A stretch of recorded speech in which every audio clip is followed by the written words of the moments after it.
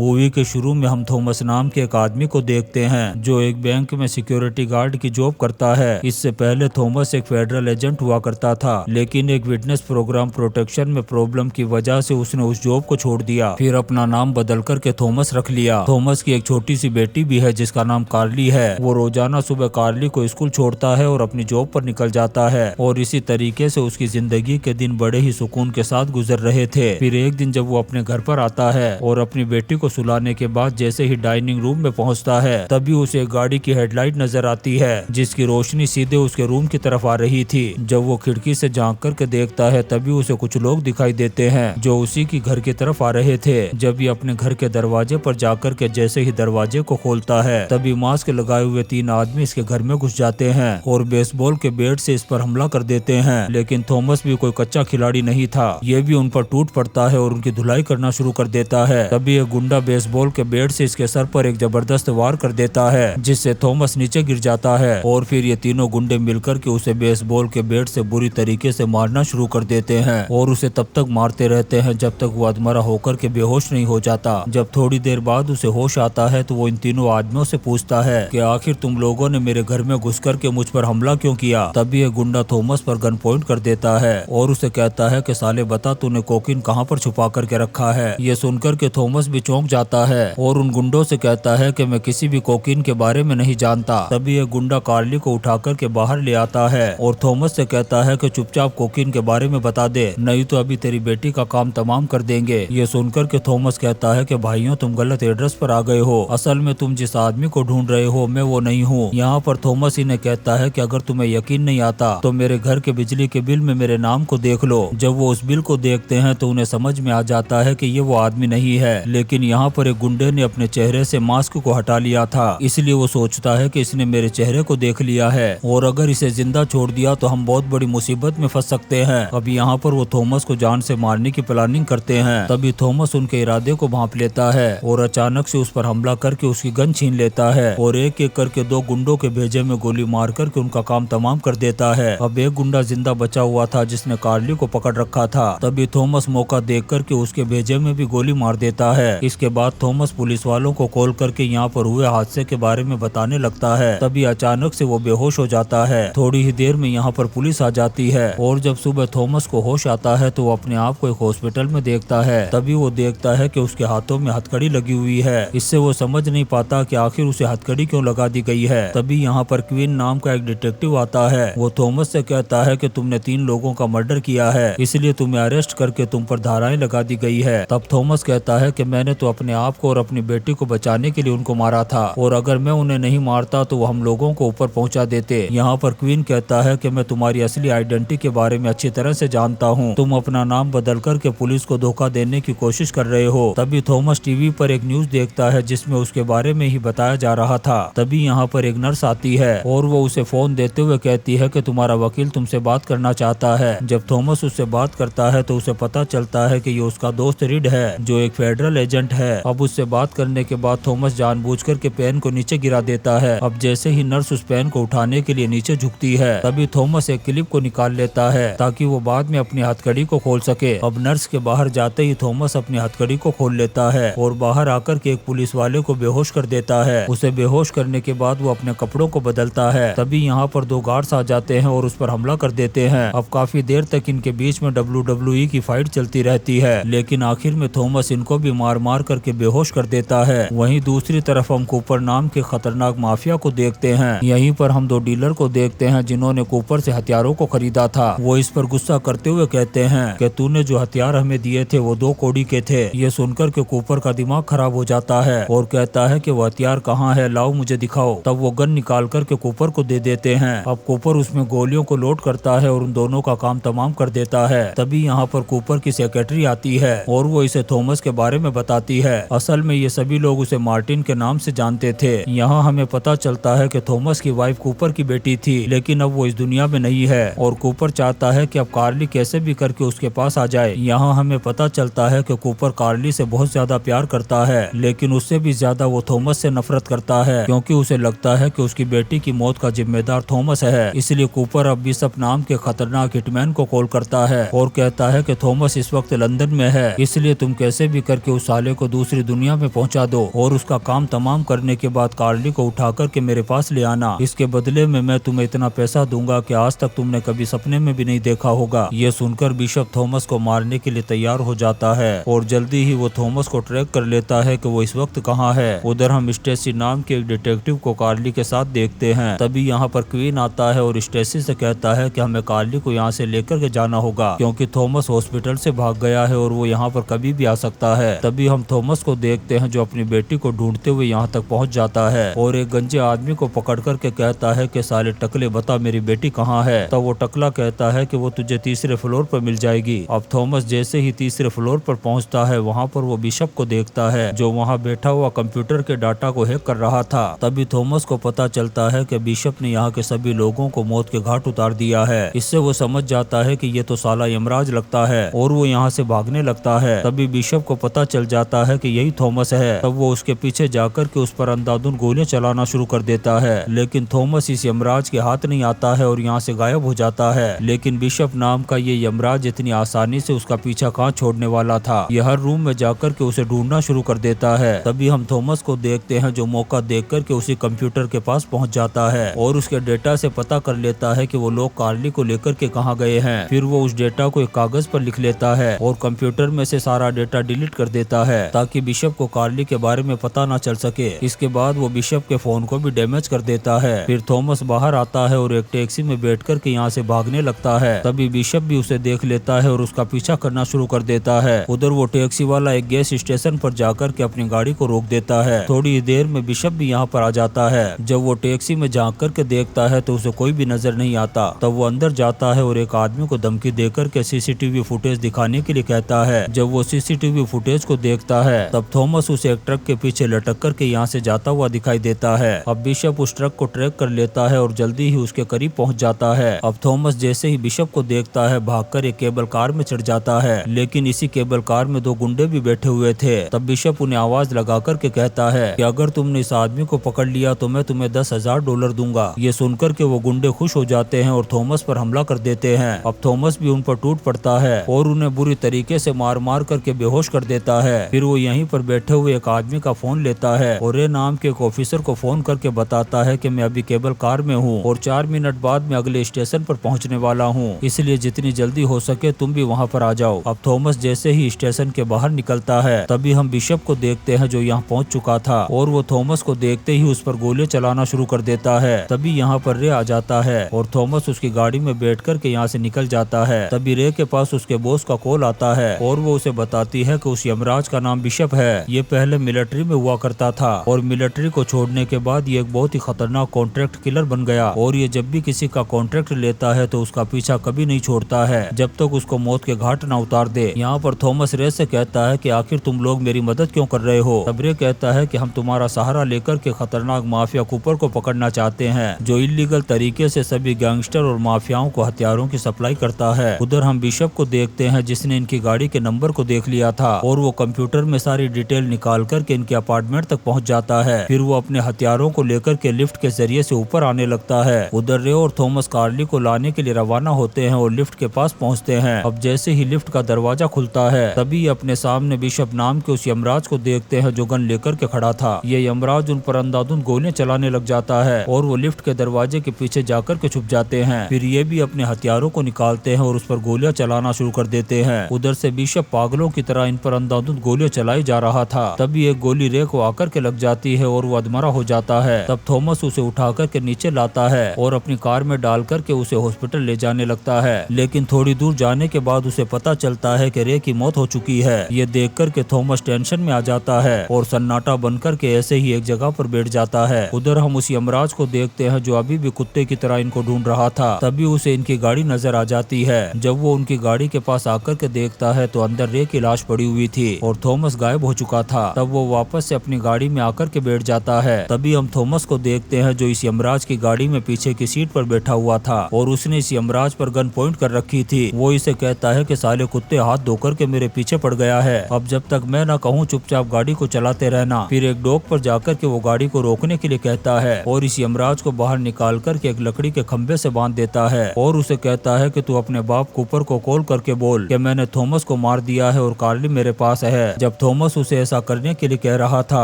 तभी बिशप धीरे धीरे करके अपने हाथों को खोल लेता है और थॉमस पर हमला कर देता है। अब इनके बीच में घमासान लड़ाई शुरू हो जाती है। काफी देर तक लड़ने के बाद थॉमस इस यमराज को एक जबरदस्त लात मारता है जिससे वो नीचे पानी में जाकर के गिर जाता है। फिर थॉमस उसी गाड़ी को लेकर के कार्ली को ढूंढने के लिए निकल जाता है। उधर हम कार्ली को देखते हैं जो अभी भी स्टेसी के साथ उसके घर पर है और इस बात का कूपर को भी पता चल जाता है। फिर वो जल्दी ही यहाँ पर पहुँच जाता है और सारे गार्ड्स का काम तमाम करने के बाद वो स्टेसी को बंदी बना लेता है। फिर वो कार्ली से कहता है कि बेटा डरो नहीं, मैं तुम्हारा नाना हूँ। थोड़ी ही देर में थॉमस भी यहाँ पर पहुँच जाता है। तभी वो देखता है कि यहाँ पर चारों तरफ कूपर के आदमी खड़े हुए हैं। तब वो अपनी गन निकालता है और मौत बनकर के टूट पड़ता है और थोड़ी ही देर में वो कूपर के सारे आदमियों का काम तमाम कर देता है। और वो जैसे ही अंदर जाने लगता है तभी फिर से उसके सामने बिशप नाम का वो यमराज आ जाता है और वो थॉमस को बुरी तरीके से मारना शुरू कर देता है। थोड़ी ही देर में वो अधमरा होकर के जमीन पर गिर जाता है। अब बिशप उसे जान से मारने के लिए कुल्हाड़ी लेकर के आता है। तभी थॉमस वापस से खड़ा हो जाता है और उसे इतनी बुरी तरीके से मारता है कि वो अपनी ही कुल्हाड़ी पर जाकर के गिर जाता है, जिससे इस यमराज का यहीं पर काम तमाम हो जाता है। अब थॉमस जैसे ही अंदर जाता है वो देखता है कि कार्ली कूपर के पास बैठी हुई है और यहीं पर उसकी सेक्रेटरी भी मौजूद है। तभी वो एक दूसरे पर गन पॉइंट कर देते हैं। तभी यहाँ पर कूपर थॉमस से कहता है कि बेटा बंदूक नीचे रख दे क्योंकि तेरी बेटी मेरे कब्जे में है। अब थॉमस जैसे ही गन नीचे रखता है कूपर उसे उठा लेता है। अब कूपर थॉमस को मारता इससे पहले ही वो अपना चाकू निकाल करके उसकी तरफ फेंकता है और एक तरफ जंप लगा करके अपनी गन उठा लेता है। फिर वो सबसे पहले उस सेक्रेटरी को गोली मारता है। तभी थॉमस देखता है कि जो चाकू उसने फेंका था वो कूपर के पेट में जाकर के घुस गया था और थोड़ी ही देर में कूपर की भी यहीं पर मौत हो जाती है। फिर थॉमस अपनी बेटी को लेकर के यहाँ से निकल जाता है और इसी सीन के साथ ये शानदार मूवी एलिमिनेटर्स यहीं पर खत्म हो जाती है। दोस्तों हम आपके लिए ऐसी ही इंटरेस्टिंग मूवीज एक्सप्लेन करते रहेंगे, तो आप चैनल को सब्सक्राइब जरूर करें और लाइक और कमेंट्स भी करें। Thank you.